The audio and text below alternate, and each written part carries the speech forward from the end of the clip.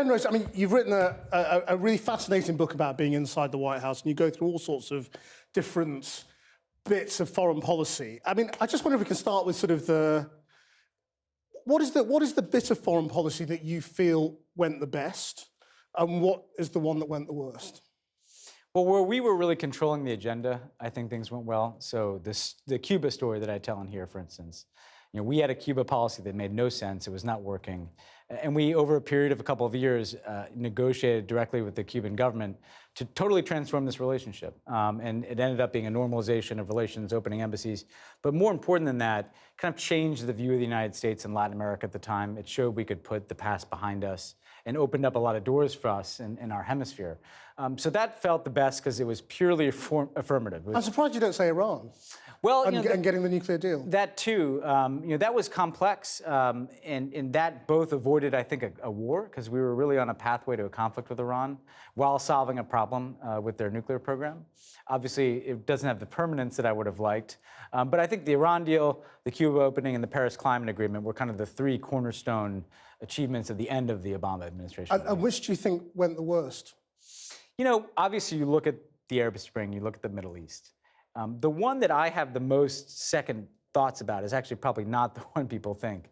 It's Egypt. In Egypt, we made the decision to break with Mubarak, which was quite dramatic. And I tell the story of Obama literally calling him and saying, just because things have been one way in the past doesn't mean they're going to stay that way. But then what happened is after Mubarak left, we never really got behind a democratic transition. We still deferred to the dynamic where the Egyptian military was our principal interlocutor in the country. They kind of created this binary dynamic, them or the Muslim Brotherhood, which ultimately resulted in the military coming back into power. I look back and I think, could we have done more in those early days before the Arab Spring kind of turned dark to try to create a positive outcome in a place like Egypt where we had a lot of leverage, a lot of relationships? What could you have done instead without just deciding to back I think the Muslim Brotherhood? If you look at the early days, what the military was doing is they were sidelining a lot of the secular activists and politicians who had a more credible pathway to power in Egypt other than the Muslim Brotherhood. They wanted it to be them and the Brotherhood. And we didn't do much to try to shape that transition, to try to say, what does it take to have essentially a multi-party democracy that can emerge here? We kind of deferred to the military to call the shots on when elections were held, on what schedule.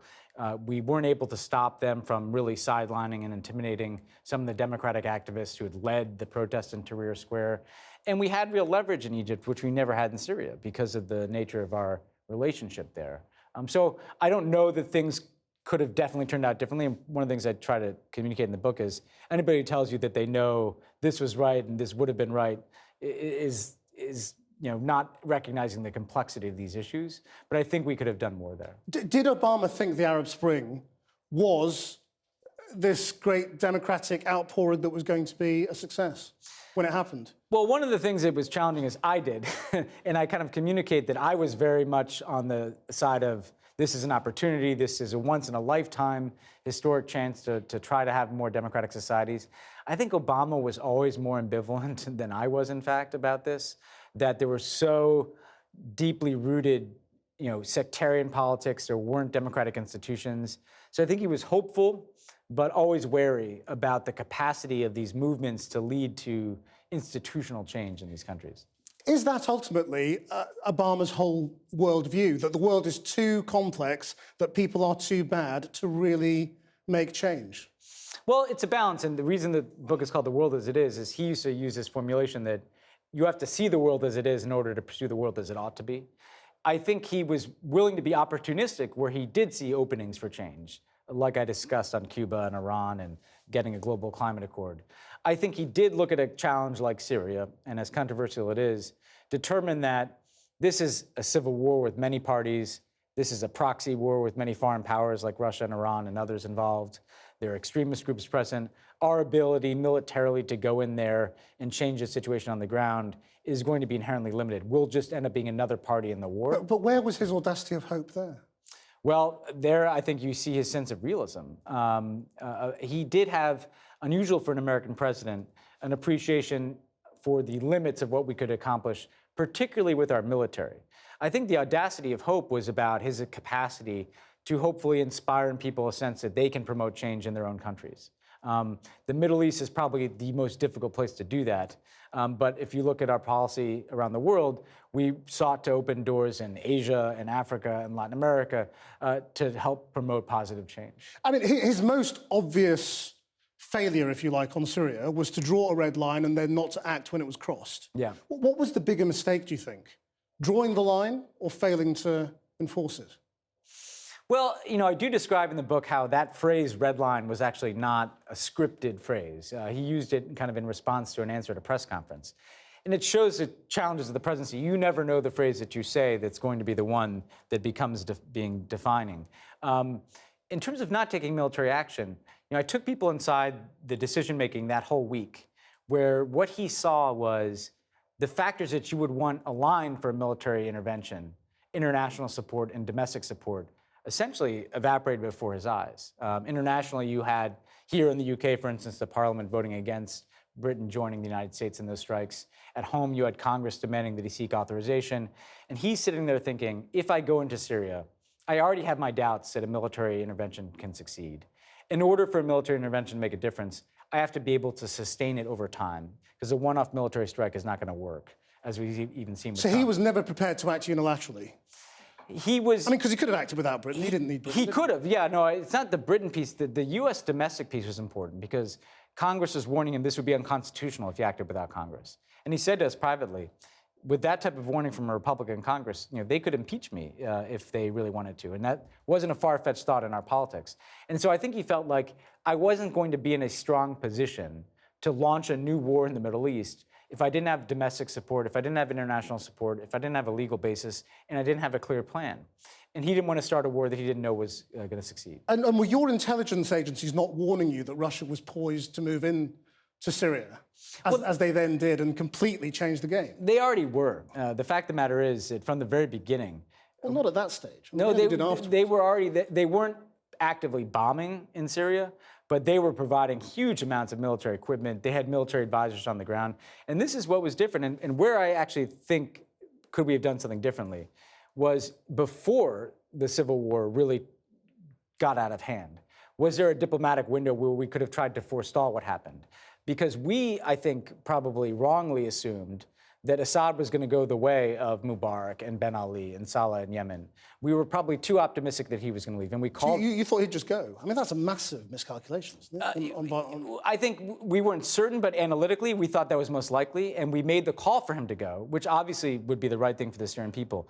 That may have foreclosed diplomatic options, because what Assad had that those other leaders didn't have is Russia and Iran, who were going to put real military equipment in, real people on the ground.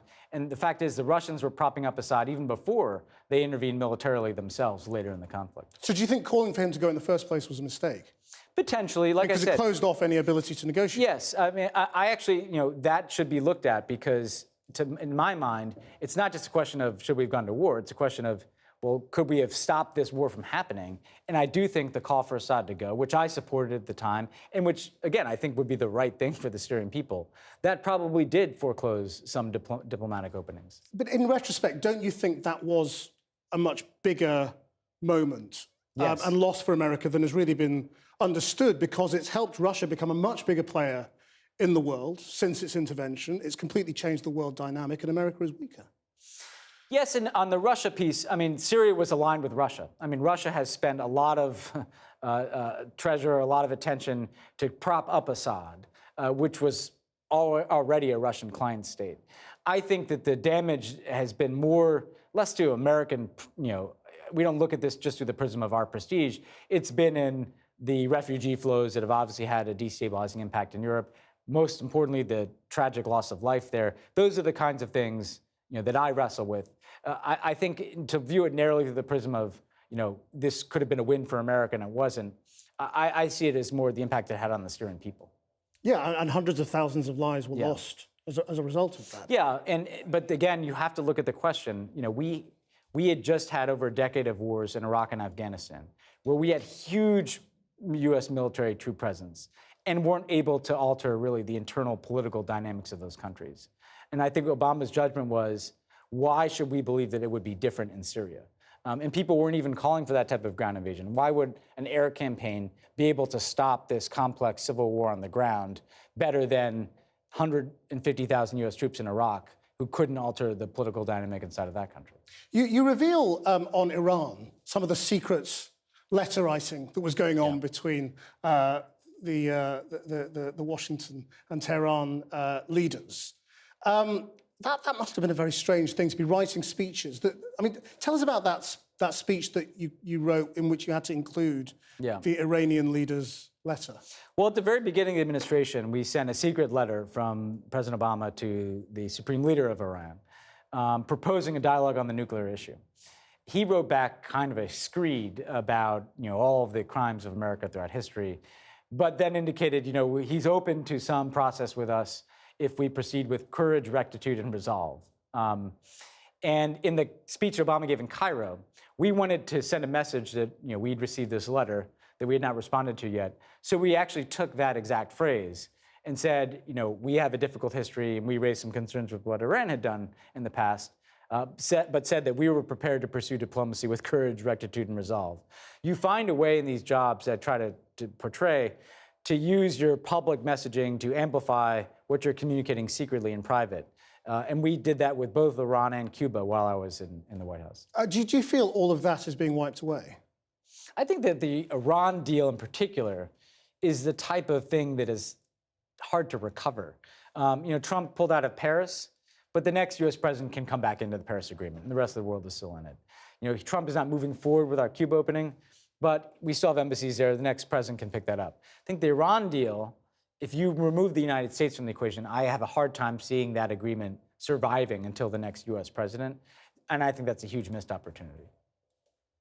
So that must make you think that Trump is actually much more profound in his effect on the United States than many people wish to think. Yeah, I think he's profound in an intangible way, too. I think the damage Trump is doing is not simply tied to one policy or another. It's that he's essentially lowering the expectations that we have in our own leaders. His cavalier approach to the truth, his disregard for allies, the questions he's raising around the world about whether America can be trusted as the world's leader anymore. I think that there's a broader set of fundamental questions that Trump is raising about whether or not the US presidency is the same institution that it was, and whether or not the world can trust the United States. That, I think, is ultimately more consequential even than a decision like what he did on Iran. Well, why do you think that's not just linked to the man? You can understand why some countries would say, well, we're not sure what the United States thinks anymore. But aren't they really just saying, we just don't understand what Donald Trump thinks anymore? That is all recoverable, isn't it? That is recoverable. I do think that some countries in the world, particularly ones like, say, a South Korea or Japan that has counted on us for their security, is actually also wondering about what type of country elects Donald Trump. And they're looking at our politics and how polarized it is. Have you worked that out?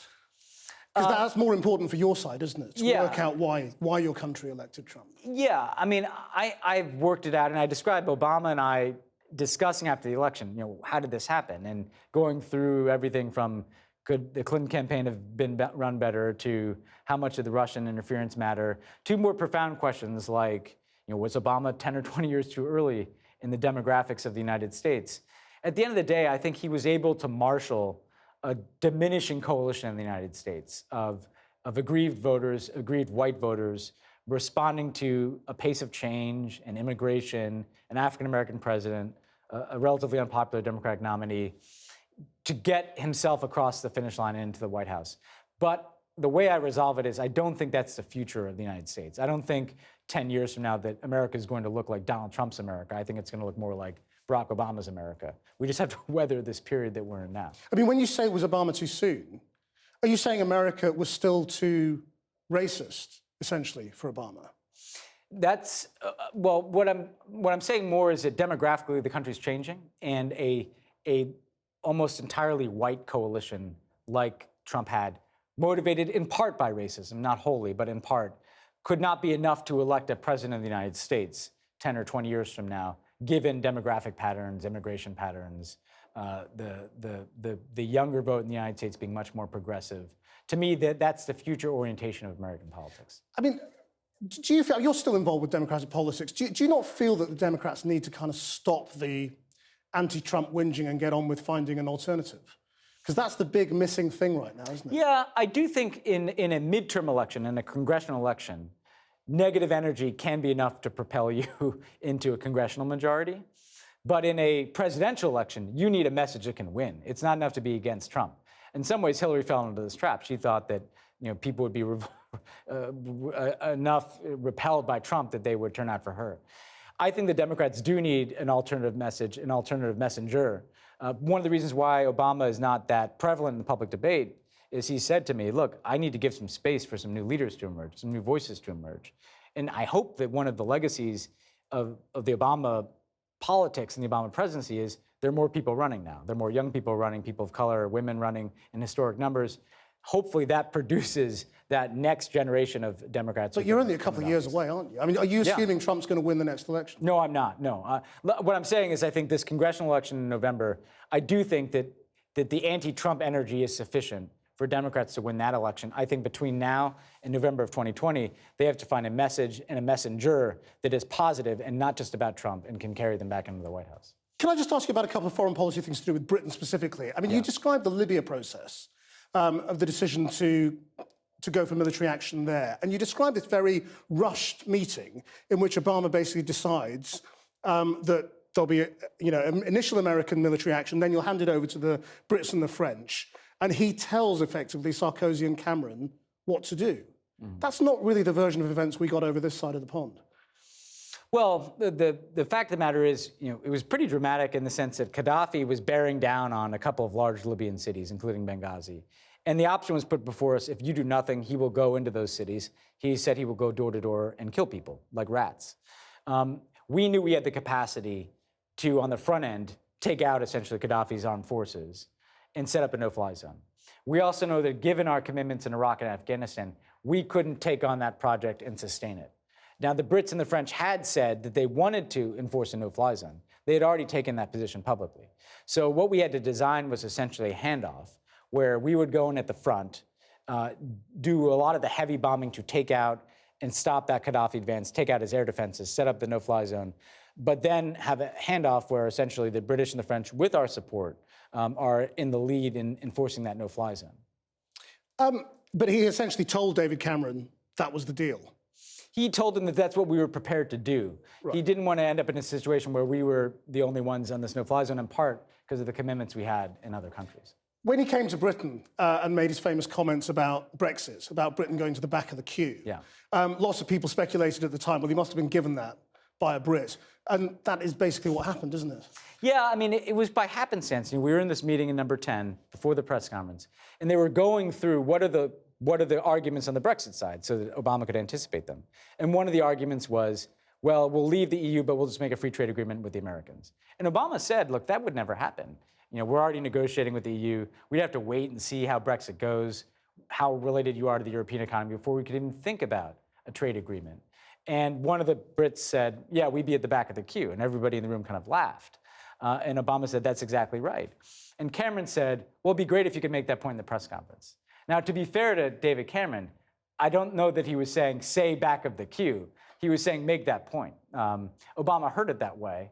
And, as I have learned from my British friends, by using that British English, the substantive point was absolutely true, that Britain was not going to be able to get to the front of the line in making a free trade agreement. Using the British English kind of made it seem like more of an interference in retrospect. It sort of backfired in the end, didn't it? Yeah, here's the thing. When you lose a campaign, everything looks like it was a disaster before you lose the campaign. If the Remain campaign had won, then people would have said, well, Obama must have helped. It's hard to know. The fact of the matter is, we had a national interest in Britain staying in the EU. It wasn't just because we wanted to do David Cameron a favor. It's much easier for us to promote our foreign policy agenda in a Europe that has the UK in it. It's much easier for us to work with a united Europe and UK on global issues with the UK and the European Union. So we had our own reasons to make that case. When you look back on all those years of foreign policy, is there not a part of you, I mean, obviously you're an Obama fan and still are, and you still work with him, but is there not part of you that thinks we didn't advance Israel-Palestine at all, we lost the ground on Syria, America's voice became diminished and Russia's grew massively while we were in power, that we weren't that good for America in the long run. No, well, what I would take issue with is the notion that our voice was diminished. I think Obama was able to connect to people and leaders around the world in a way that George Bush couldn't before him and Donald Trump couldn't after him. And I think, frankly, yes, the Middle East proved intractable for us. I do regret we could not figure out a way to advance the Israeli-Palestinian issue. Frankly, I don't think we could have with Prime Minister Netanyahu in Israel, but that was the reality. I think in other parts of the world, Obama did a lot for U.S. interests in Europe, in Asia, in Latin America, and Africa. I think America's voice was much stronger than it is today. I think he represented an America that people want to believe in around the world. And I think that led to very real policies, like, again, a global effort to confront climate change or efforts to restrict the spread of nuclear weapons. So I think Obama was good for America, but I also recognize you don't get everything right in these jobs, and you certainly don't fix every problem. And so I didn't want this to be just a defense of our record. I wanted to take people inside. Here's why we did what we did. Here's what we believed. Some of these things turned out well. Some of these things didn't. And people can decide for themselves. Do you think the big miss was not seeing Russia and what it was up to? No, I mean, I think Putin had basically calculated that America in general had pushed him too far in a corner. That NATO enlargement, EU enlargement, regime change wars in the Middle East, going back decades, had reached a point by the time it got to Ukraine where he was going to push back. I think the Arab Spring, we never figured out the right mix of tools to manage that. We also got kind of caught in the middle. We supported change, but not fully, again, in a place like Egypt. Or we called for Assad to go. We weren't going to go to war to do that. There, too, I don't know that different policies would have led directly to different outcomes. But when I do look at the things that we had the most trouble managing, it was less Putin, which was a recognizable geopolitical threat where he could do something, we responded. I think the chaotic dynamic in the Middle East was the hardest thing to manage. I suppose what I mean is the Russian meddling in American politics that I presume you are concerned about. Were you getting the warnings? Yeah. And did you respond quickly enough? Well, the difficult thing, I do believe, in when I look back on this and in writing the book, that we were focused as the U.S. government on the fact that they had hacked the Democratic Party, they'd hacked a series of political institutions, and were releasing these emails. That was only one piece of the picture. The creation and dissemination of these huge volume of fake news to damage Hillary Clinton and help Donald Trump was a harder thing for the government to deal with because, frankly, we don't have tools to do that. We can't go into your Facebook feed and say, well, this is a Russian story and this is a U.S. one. I think we could have done more to try to give that context to people. I think you saw the French do that in their last election, to warn people what to look for, to anticipate Russia doing this. I do believe we could have done more of that before the election. I think going forward that governments are going to have to develop better tools to be able to deal with this challenge. Because when you live in an open society, what Putin found is where governments don't control the content that's on the internet, I can fire a bunch of fake news into that and try to promote my agenda. I think he did it here with the Brexit campaign as well. And that's hard. And I think that does demand public education and, frankly, dialogue with media and technology companies about how do you approach something like that. And do you think the intelligence services are set up to do that? Because, I mean, No. for the last 10, 15 years, they've all been focused on the Middle East and Al-Qaeda or ISIL or whatever it is. Well, and not just that. They were set up to see the cyber attack, right? So that's what they saw, Russia attacking and hacking institutions in the U.S. They're not set up to monitor social media. They're not set up to see what news story was created by a Russian bot versus was created by a right-wing American news site. A lot of people over here are looking at what's gone on and they're seeing Trump announce a summit with Putin and they're going, isn't this going on at the same time as America thinks Russia was meddling in their elections? I'm wondering the same thing. He seems to have a disregard for allies and a healthy regard for dictators, and including Putin, who's probably the only person he hasn't found words to criticize during his presidency. I think it's very strange. Ben Rhodes, thank you very much. Thank you. Excellent. Thanks for watching. Now, if you want to see more extended interviews with the people that run the world and those who are trying to change it that you won't see anywhere else, make sure to hit the subscribe button here. Is that in the right place?